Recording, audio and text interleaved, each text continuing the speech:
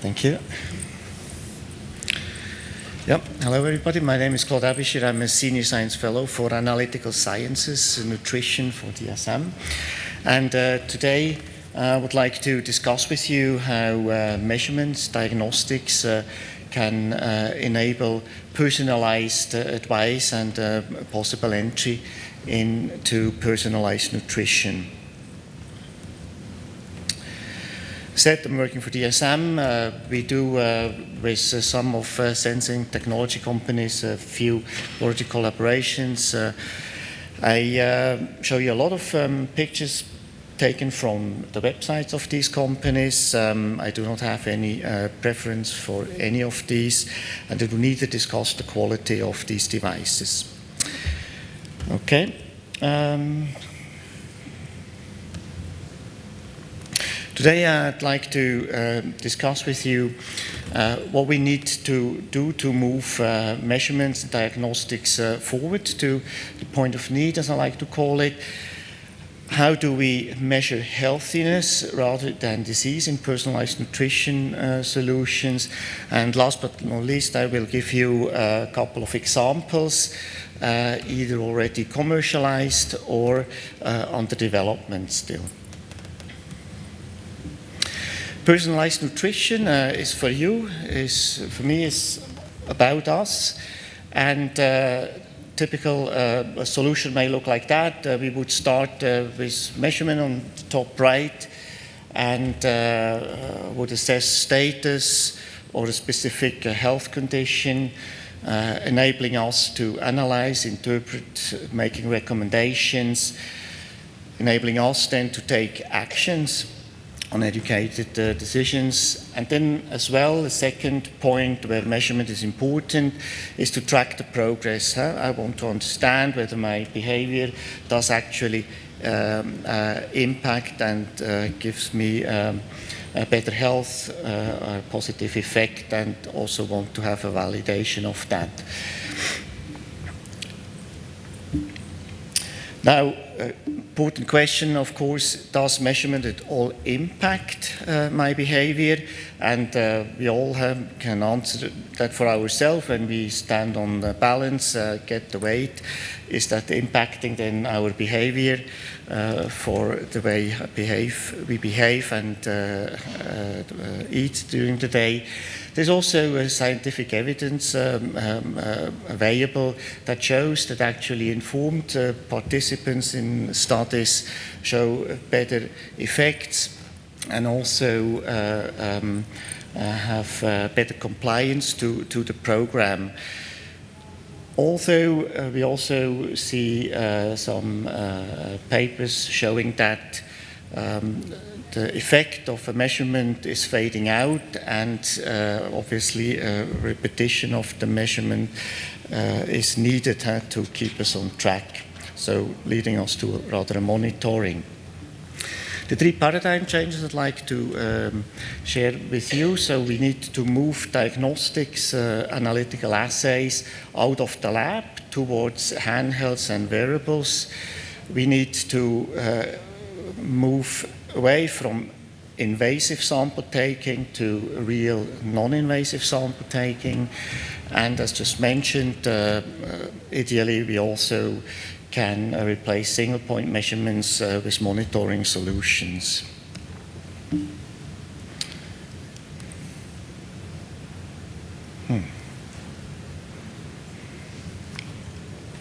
Okay. Sorry for that. So, point of need, where do we want to measure? And I like to think here of three areas. First, of course, the intake. I would like to understand what I get through my food, be macro or micronutrients. Then, of course, in the body, I would like to learn and understand what is happening. And last but not least, also monitoring the effect and the benefits of a personalized nutrition solution. I will today focus mostly on food supplements, but mostly on food and supplements, but mostly in the body measurements. I will not touch all the devices that you already find to measure and monitor effects and benefits, mostly based on physical measurements like heart rate, ECG, and BPMs, and so on. If you're interested, I added a review paper discussing the quality of these measurement platforms. So, food intake. You all know the good old questionnaires, but frankly speaking, it's not what we like to do every day before breakfast. It's getting replaced more and more or complemented by digital platforms, mainly three-dimensional image analysis that allows to estimate macro as micro components and nutrients, and also these platforms are more and more enhanced its performance by digital science and AI-based algorithms. Few small instruments you can find to assess composition of macro components like the NIR spectrometer from an Israeli company shown here. I might be interested as well, is there any allergens in my food or contaminants? What's the quality, the freshness of the food, or also composition of supplements that I use. So a few examples showing first steps into how to assess food intake by measuring. Now I'd like to move over to measurements in and on the body, and I'd like to make use here of a concept borrowed from metabolic groups here from Greve and Hankemeyer. When I'm thinking about how to measure healthiness, looking at the green line, it might be a single molecule, it might be a combination, a large set of markers or profiles.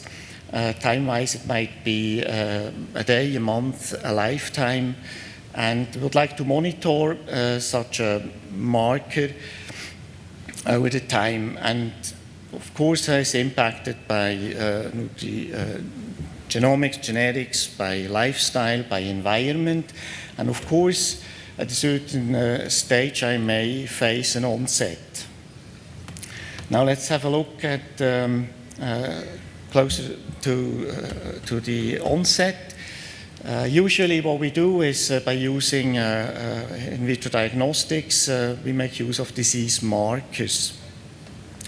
And once in a while, of course, also disease markers enables us to monitor the healthy status of a health condition. But often I believe that there would be a need for more and new markers that allows us to capture and monitor the healthy status in a personalized nutrition solution. Here I'm thinking about health benefit conditions like hydration or nutritional status or eye health and more. Now how to move, I now discuss shortly how to move analytical protocols out of the lab towards wearables, and in the second part how to move from the invasive to the real non-invasive part. Human sensors for quite some centuries have been the only way how to do actually non-invasive measurements only. So lab assays, as we all know it, gold standard still for blood taking, but of course as well for the food and supplements and more. What I'd like to add up here is when we move the analytical technologies out of the lab, we miniaturize, we do lose often quality of the measurement, less accuracy, lower sensitivity, specificity, and often precision gets lost totally and replaced by a relative readout, which is okay as long as it is fitting the purpose. But it's important to keep that in mind when we look at all these devices, bringing us further. and closer to the point of need measurements. So first two examples, moving out of the lab. On desktop, BioAnalyt is a company that developed workflows for vitamins and carotenoids. You can carry that around and do the respective measurements in biological samples and also in some food and dairy. Breath, I selected this example I like very much. Volatile organic compounds is molecules that enables us to monitor in a very easy way health conditions. And here an example, an instrument on desk that allows us to monitor and screen samples very easily. Nanos at the bottom, Israeli company, they brought that measurement concept a step further, developed a small handheld. It's actually calibrated for disease markers, cancer markers, and to have a prediction of these illnesses. And last year they got awarded for miniaturization. They brought it on smartphone scale. And is now prototyped. Bioimpedance analysis, another technology you all know very well, mostly from balances or even bigger ones we can stand on. Two companies that have miniaturized BIA, so you can take it in your pockets and use on the go. Features even also comes up as a first smart clothing that allows continuous measurement. Glucose monitoring, a handheld, an example for a handheld on a spectroscopic base. So wearables, of course, that's where we would like to have all the devices ready. I have included here the glucose measurements. Glucose measurement is a big driver for the technology development of these devices. And do not discuss the individual products individually. You all know them. I have added a review paper, Joe Wang. You can have all more details there. But importantly is that these technology drivers, they also enable new solutions for markers in the nutrition field, right? And it's still a bit, slow, but we see companies picking that up, and one example here, a ring that you can carry, and it actually measures light exposure, so you get UV, and also is calibrated to estimate the vitamin D production during your day out in the sun or in the shadow. Okay, now how to move from the invasive to the non-invasive sample taking. And once more, I'd like just to stress the fact that in blood we do have rather good insights on markers, especially for diseases, a bit less for how to monitor the healthy status. And when we then look at biological samples, that allows us to create non-invasive sampling concepts like saliva, tears. Then, we have good insights in urine, a bit in ISF, but for all the others that would also qualify for is rather with the desert-like picture. Now moving a step further, minimal invasive, finger pricking is considered as minimal invasive. We have quite a few commercial solutions available that you can include in studies. For vitamins, I added one up, but also for the omega-3 index and more. Exela is a nice platform that offers actually a solution to test the microbiome health by assessing blood markers of the host. VitaScan actually did, and all these solutions enabled the sample taking at home or in a pharmacy, but the analysis is done in the laboratories, of course, also then delivering the good quality of the analytical results. VitalScan has brought the measurement towards the point of need. So it is a readout system that is basing on lateral flow assays, enables to measure a few of the micronutrients, and it can be done then instantaneously, so a droplet of blood on the stick, and you can do the readout, and in 5 minutes you get basically the result. The companies or the personalized nutrition solution we find today already and working on blood samples create good quality data, and that enables as well new insights and into markers for personalized nutrition solutions, and there is a need for more of that. A very interesting solution I'd like to share here is also based on blood taking, but with microneedles. The device for the blood taking is validated from 7 Sense. Base has included it in her solution. So the blood is taken, most pain-free, sent to the lab. Accredited lab is doing the analysis, and the platform then produces feedback, personalized feedback, and recommendations for a dietary supplement solution. Now, where we really want to go at the end is really non-invasive measurements, so no skin breach. Just a few examples, one for assessing, estimating minerals, another one, oximeter, you all know, that's a solution developed formerly by the group Professor Vermeer, calibrated to observe arterial stiffness, and calibrated for the vitamin K need. But just a simple oximeter. The next step actually for on-skin measurement might be wearables that integrates these sensors.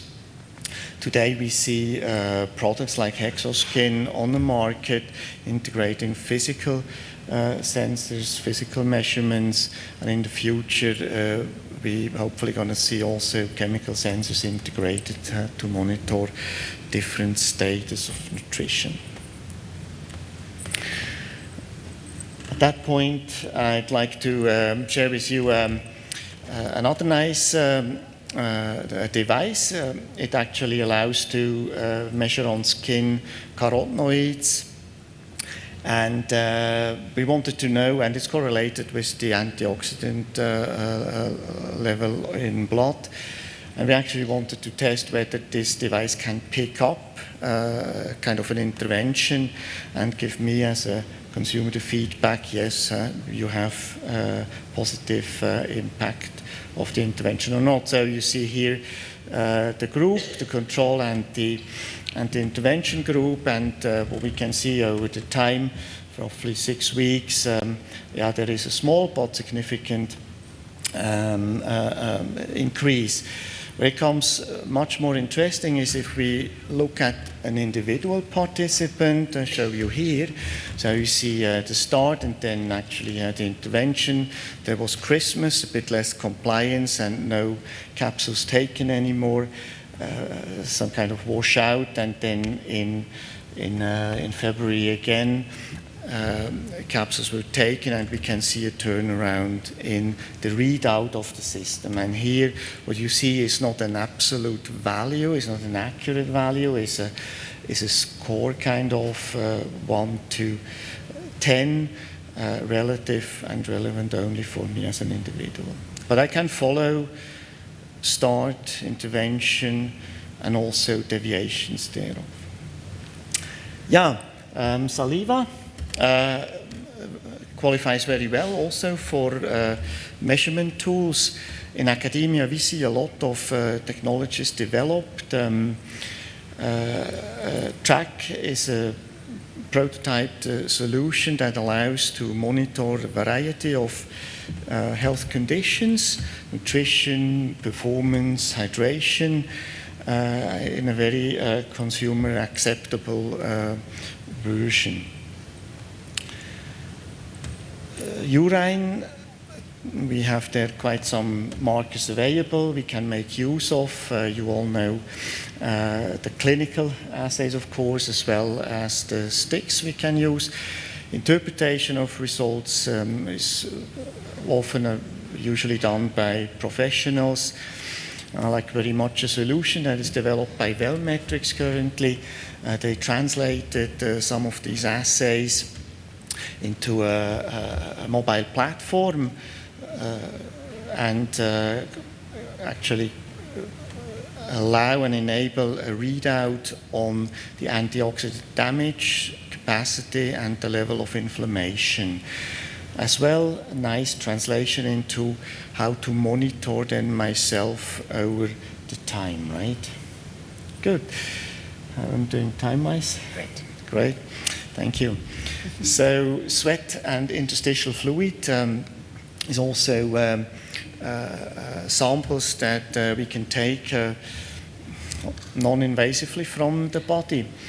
And we can extract the molecules from interstitial fluid by reverse iontophoresis. We can put it in tattoo sensors, like you see the ones here from the group of Joseph Wang, the UCSD, and do electrochemical experiments, estimating then glucose, lactate, alcohol, and more. And of course, very nice if we could move here the needle also towards markers relevant for nutrition. Talking about the composition of these fluids, today we still do not know enough what molecules and potential markers are in ISF, how is the kinetics between these fluids and blood, the kinetics and also the diffusion is all things that need to be worked on in research.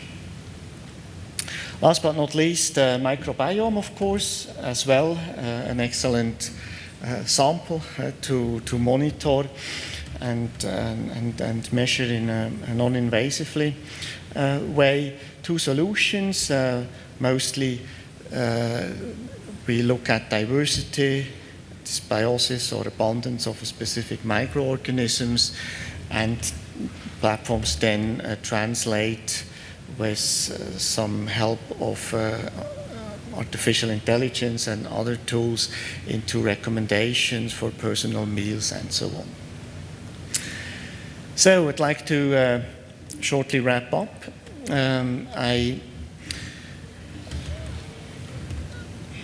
I showed that measurements actually can influence positively feedback and increase the benefit in nutrition programs. There is a need for new and validated markers to assess the healthiness, the healthy status of an individual, and we want to do that non-invasive, pain-free. There is a need for new data, mostly out of longitudinal studies of healthy people. Need to move from single point measurements to monitoring. And I showed you a few examples how to move the assays out of the lab towards the point of need to the consumer, and also how to do that in a mostly, hopefully, non-invasive way. If you allow me a last kind of share vision, wear and forget, I think is what we would like to see in future. So integrating many different sensors for physical measurements, for chemical measurements, and basically enabling us continuous feedback and enabling personalized recommendations. Okay, Thank you for your attention, and I'm all yours.